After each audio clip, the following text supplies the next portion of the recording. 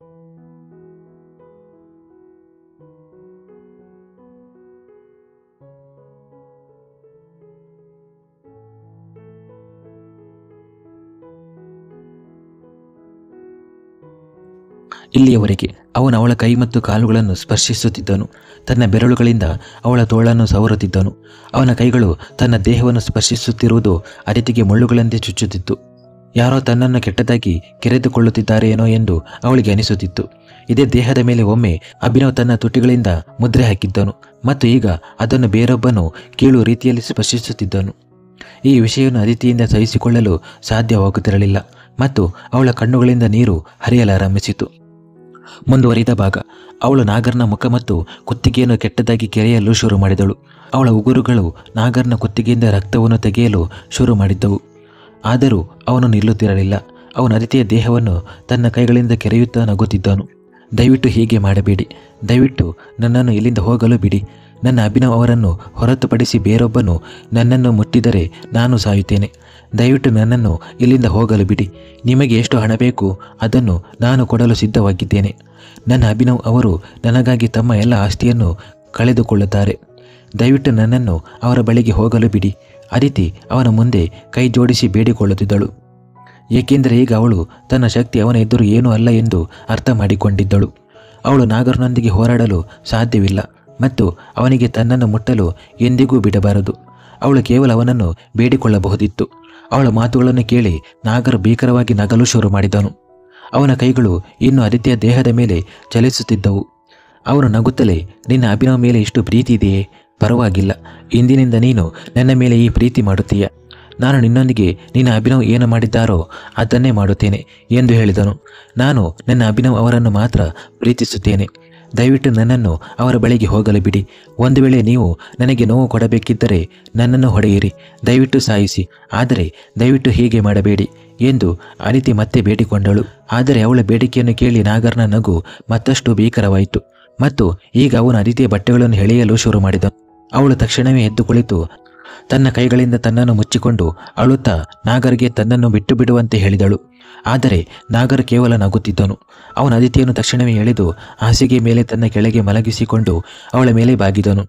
ಅದಿತಿ ಅಳುತ್ತಾ ತನ್ನ ಕಣ್ಣುಗಳನ್ನು ಮುಚ್ಚಿಕೊಂಡಳು ಮತ್ತು ತನ್ನ ಮುಷ್ಟಿಗಳನ್ನು ಬಿಗಿಯಾಗಿ ಹಿಡಿದಳು. ಅವಳ ಮುಂದೆ ಕೇವಲ ಅವಳ ಅಭಿನವ್ ಅವರ ಮುಖ ಮಾತ್ರ ಬರುತ್ತಿತ್ತು. ಕೆಲವೊಮ್ಮೆ ಮನೋಭಾವದಿಂದ ತುಂಬಿದವನಂತೆ, ಕೆಲವೊಮ್ಮೆ ನಗುವಿನೊಂದಿಗೆ. ಅವನು ಅವಳನ್ನು ಪ್ರೀತಿಸಿದ ರೀತಿ, ಅವಳಿಗೆ ನೋವಾಗಬಾರದು ಎಂದು ತನ್ನ ತುಟಿಗಳಿಂದ ಎಷ್ಟು ಪ್ರೀತಿಯಿಂದ ಅವಳನ್ನು ಸ್ಪರ್ಶಿಸುತ್ತಿದ್ದನು. ಈ ಎಲ್ಲದರ ಬಗ್ಗೆ ಯೋಚಿಸಿ ಅವಳು ತನ್ನ ಒದ್ದಾಟವನ್ನು ತನ್ನೊಳಗೆ ನಿಗ್ರಹಿಸಿಕೊಂಡಳು. ದಯವಿಟ್ಟು ನನ್ನನ್ನು ಬಿಡಿ ಎಂದು ಅದಿತಿ ತಕ್ಷಣವೇ ಮೆಲ್ಲನೆ ಹೇಳಿದಳು. ಅವಳ ಉಸಿರು ನಿಲ್ಲುತ್ತಿತ್ತು ಮತ್ತು ನಾಲಿಗೆ ನಡುಗುತ್ತಿತ್ತು. ತುಟಿಗಳು ನಡುಗಲು ಶುರು ಮಾಡಿದ್ದವು ಮತ್ತು ಆತ್ಮ ದೇಹದಿಂದ ಹೊರಬರುವಂತಾಗಿತ್ತು. ಆದರೆ ನಾಗರ್ ಅವಳ ಮಾತನ್ನು ಕೇಳದೆ ಅವಳ ಎದೆಯ ಮೇಲಿನ ಬಟ್ಟೆಯನ್ನು ಎಳೆಯಲು ಕೈ ಮುಂದಕ್ಕೆ ಚಾಚಿದನು. ಅದೇ ಕ್ಷಣದಲ್ಲಿ ಒಂದು ನೋವಿನ ಕೂಗು ಅಲ್ಲಿ ಪ್ರತಿಧ್ವನಿಸಿತು. ಅಭಿನವನ ಜೊತೆ ಯಾವಾಗಲೂ ಅವನ ಅಂಗರಕ್ಷಕರು ಇರುತ್ತಿದ್ದರು. ಆದರೆ ಈಗ ಅವನ ಕಾರಿನಲ್ಲಿ ಕೇವಲ ಅಂಗರಕ್ಷಕರು ಮಾತ್ರ ಇರಲಿಲ್ಲ. ಯಾರನ್ನಾದರೂ ಕೊಲ್ಲುವ ಮೊದಲು ತಮ್ಮ ಕಣ್ಣು ರೆಪ್ಪೆಯನ್ನು ಕೂಡ ಮುಚ್ಚದ ರೌಡಿಗಳು ಇದ್ದರು. ಅವರು ಮನುಷ್ಯರ ಹೆಸರಿನಲ್ಲಿ ಯಮರಾಜರಂತೆ ಇದ್ದರು ಮತ್ತು ಅದೇ ರೌಡಿಗಳಿಂದ ಸುತ್ತುವರಿದಿದ್ದ ಅಭಿನವ್ ಅದಿತಿ ಇದ್ದ ಆ ವೇಶ್ಯಗೃಹದ ಹೊರಗೆ ತಲುಪಿದನು. ಆ ವೇಶ್ಯಗೃಹದ ಹೊರಗೆ ಸುಮಾರು 50 ಜನರು ಕಾವಲು ಕಾಯುತ್ತಾ ನಿಂತಿದ್ದರು. ಅವರ ಕೈಗಳಲ್ಲಿ ಆಯುಧಗಳಿದ್ದವು. ಆದರೆ ಅಭಿನವನ ರೌಡಿಗಳು ಅವರೆಲ್ಲರನ್ನೂ ನರಕದ ದಾರಿಗೆ ಕಳುಹಿಸಲು 1 ನಿಮಿಷವೂ ತೆಗೆದುಕೊಳ್ಳಲಿಲ್ಲ. ವೇಗವಾಗಿ ಓಡುತ್ತಾ ಅಭಿನವ್ ಆ ವೇಶ್ಯಗೃಹದ ಅಂಗಳದ ಮಧ್ಯಭಾಗಕ್ಕೆ ತಲುಪಿದನು. ಆಗಲೇ ಒಬ್ಬ ಹುಡುಗಿ ಮೇಲಿನ ಮಹಡಿಯಿಂದ ಹಾರಿ ಅವನ ಕಾಲುಗಳ ಬಳಿ ದಡಮ್ಮನೆ ಬಿದ್ದಳು. ಅವಳ ಮೇಲೆ ಬಟ್ಟೆಯ ಹೆಸರಿನಲ್ಲಿ ಕೇವಲ ಒಂದು ಬಿಳಿ ಚಾದರವಿತ್ತು ಮತ್ತು ಅದು ಕೂಡ ರಕ್ತದಿಂದ ಕೆಂಪಾಗಿತ್ತು. ಆ ಹುಡುಗಿ ಅನಿರೀಕ್ಷಿತವಾಗಿ ಮೇಲಿನಿಂದ ಕೆಳಗೆ ಬಿದ್ದ ರೀತಿ ಅಭಿನವನ ಹೃದಯ ಒಂದು ಕ್ಷಣ ನಿಂತು ಹೋಗಿತ್ತು. ಆದರೆ ಒಂದು ಕ್ಷಣ ನಿಂತಿದ್ದ ಹೃದಯಕ್ಕೆ ಈಗ ಶಾಶ್ವತವಾಗಿ ನಿಂತು ಹೋಗುವಂತೆ ಅನಿಸುತ್ತಿತ್ತು. ಅವನ ಬಾಯಿ ತೆರೆದೇ ಇತ್ತು ಮತ್ತು ಕಣ್ಣುಗಳು ಕಲ್ಲಿನಂತಾಗಿದ್ದವು. ಅವನ ಕೈಗಳು ನಡುಗಲು ಶುರು ಮಾಡಿದವು ಮತ್ತು ಒಂದು ಹೆಜ್ಜೆ ಮುಂದಿಡಲು ಅವನಿಗೆ ಧೈರ್ಯ ಬರಲಿಲ್ಲ. ಬದಲಾಗಿ ನಡುಗುತ್ತಾ ಒಂದು ಹೆಜ್ಜೆ ಹಿಂದಕ್ಕೆ ಸರಿದನು. ಆ ಚಾದರದಿಂದ ಕೇವಲ ಒಂದು ಕೈ ಮಾತ್ರ ಹೊರಗೆ ಕಾಣುತ್ತಿತ್ತು ಮತ್ತು ಆ ಕೈಯನ್ನು ಅಭಿನವ್ ಗುರುತಿಸಬಲ್ಲವನಾಗಿದ್ದನು ಮತ್ತು ಆ ಕೈಗೆ ಸುತ್ತಿದ ಒಂದು ಚೈನ್ ಮತ್ತು ಲಾಕೆಟ್ ಅನ್ನು ಕೂಡ. ಅದೇ ಸಮಯದಲ್ಲಿ ಆ ಅಂಗರಕ್ಷಕರು ಮತ್ತು ರೌಡಿಗಳ ಗುಂಪು ಕೂಡ ಅಲ್ಲಿಗೆ ತಲುಪಿತು. ಆದರೆ ಅಭಿನವ್ ತಕ್ಷಣ ತನ್ನ ಕೈ ತೋರಿಸಿ ಅವರನ್ನು ಅಲ್ಲಿಯೇ ನಿಲ್ಲಿಸಿದನು. ಆಗ ಅವರೆಲ್ಲರೂ ತಮ್ಮ ಮುಖವನ್ನು ತಿರುಗಿಸಿಕೊಂಡರು. ಅವನು ದಡಮನೆ ನೆಲದ ಮೇಲೆ ಮೊಣಕಾಲು ಊರಿ ಕೂತನು ಮತ್ತು ನಡುಗುವ ಕೈಗಳಿಂದ ಅದಿತಿಯನ್ನು ತನ್ನ ಮಡಿಲಿಗೆ ತೆಗೆದುಕೊಂಡನು ಮೊದಲು ಅವಳ ಮೇಲೆ ಆ ಚಾದರವನ್ನು ಸರಿಯಾಗಿ ಹೊದಿಸಿದನು. ಅವಳ ಈ ಸ್ಥಿತಿಯನ್ನು ನೋಡಿ ಅವನ ಹೃದಯ ಒಡೆದು ಹೋಗಿತ್ತು. ಅವನ ಅದಿತಿಯ ಮುಖವನ್ನು ತನ್ನ ಕಡೆಗೆ ತಿರುಗಿಸಿದನು. ರಕ್ತದಿಂದ ಕೆಂಪಾದ ಮುಖ ಮತ್ತು ಕಣ್ಣುಗಳು ನಿಧಾನವಾಗಿ ಮುಚ್ಚುತ್ತಿದ್ದವು. ಅವಳು ಬಲವಂತವಾಗಿ ತನ್ನ ಕಣ್ಣುಗಳನ್ನು ತೆರೆಯಲು ಪ್ರಯತ್ನಿಸುತ್ತಿದ್ದಂತೆ ಕಾಣುತ್ತಿತ್ತು. ಅವಳ ತೊಟ್ಟಿಗಳು ತುಂಬ ನಡುಗುತ್ತಿದ್ದವು. ಡಾಲ್ ಹೊಡೆದು ಹೋಯಿತು. ಅಭಿನವ್ ಅಭಿನವ್ ಅಭಿನವ್ ಅವರ ಡಾಲ್ ಹೊಡೆದು ಹೋಯಿತು ಎಂದು ಅವಳು ಕಷ್ಟದಿಂದ ತನ್ನ ನಡುಗುವ ನಾಲಿಗೆಯಲ್ಲಿ ಹೇಳಿ ತನ್ನ ಕಣ್ಣುಗಳನ್ನು ಮುಚ್ಚಿಕೊಂಡಳು. ಅವಳ ಕಣ್ಣುಗಳು ಮುಚ್ಚಿದ ಕೂಡಲೇ ಅಭಿನವ್ ಜೋರಾಗಿ ಕೂಗಿದನು. ಅವನ ಕೂಗು ಪಕ್ಷಿಗಳನ್ನು ಕೂಡ ಗೊಂದಲಕ್ಕೀಡಾಗುವಂತೆ ಮಾಡಿತು. ತಕ್ಷಣವೇ ಮೋಡಗಳು ಗುಡುಗಿದವು ಮತ್ತು ಪಕ್ಷಿಗಳು ಹೆದರಿ ಇತ್ತ ಅತ್ತ ಹಾರಾಡಲು ಶುರು ಮಾಡಿದವು. ಅವನ ಆ ಕೂಗನ್ನು ಕೇಳಿ ಆ ವೇಶ್ಯಗೃಹದ ಪ್ರತಿಯೊಬ್ಬ ವ್ಯಕ್ತಿ ತನ್ನ ಕೋಣೆಯಿಂದ ಹೊರಗೆ ಬಂದನು. ಇದರ ಜೊತೆ ದನಿ ಕೂಡ. ಅವಳು ಆ ಸಮಯದಲ್ಲಿ ತನ್ನ ಕೋಣೆಯಲ್ಲಿ ಆರಾಮ ಮಾಡುತ್ತಿದ್ದಳು. ಹಗಲು ಸಮಯವಾಗಿದ್ದರಿಂದ ಅಲ್ಲಿ ಅಷ್ಟೊಂದು ಗಡಿಬಿಡಿ ಇರಲಿಲ್ಲ. ಅಭಿನವ್ ತಕ್ಷಣವೇ ಅದಿತಿಯನ್ನು ಚೆನ್ನಾಗಿ ಮುಚ್ಚಿ ತನ್ನ ಮಡಿಲಿನಲ್ಲಿ ಎತ್ತಿಕೊಂಡು ಹೊರಗೆ ಬಂದನು.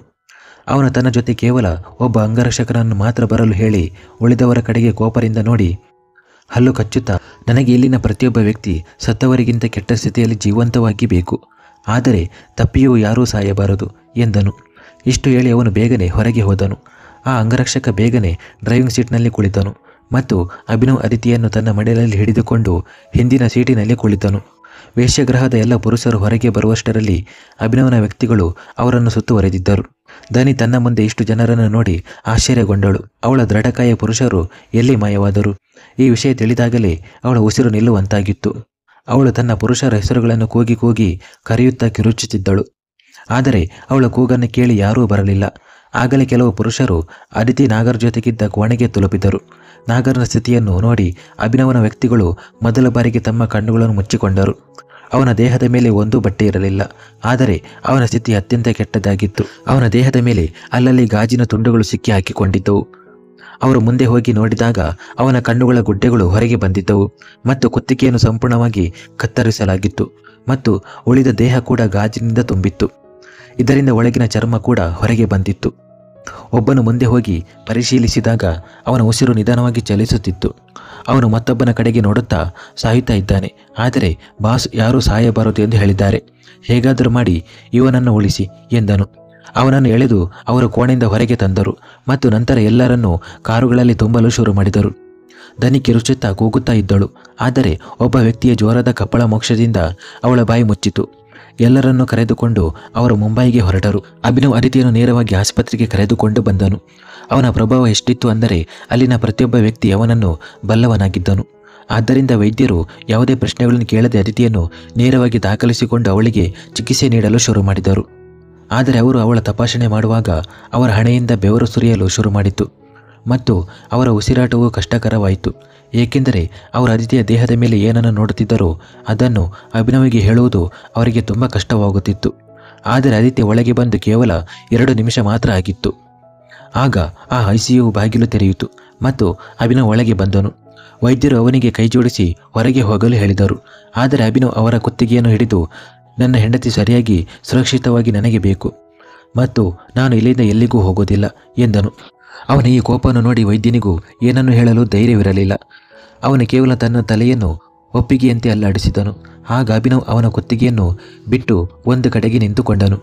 ಅವನ ಮುಂದೆ ಅವನ ಬೇಬಿಡಲು ಹಾಸಿಗೆ ಮೇಲೆ ನಿರ್ಜೀವವಾಗಿ ಬಿದ್ದಿದ್ದಳು ಮತ್ತು ಅವನ ಕಲ್ಲಿನಂತೆ ನಿಂತಿದ್ದನು.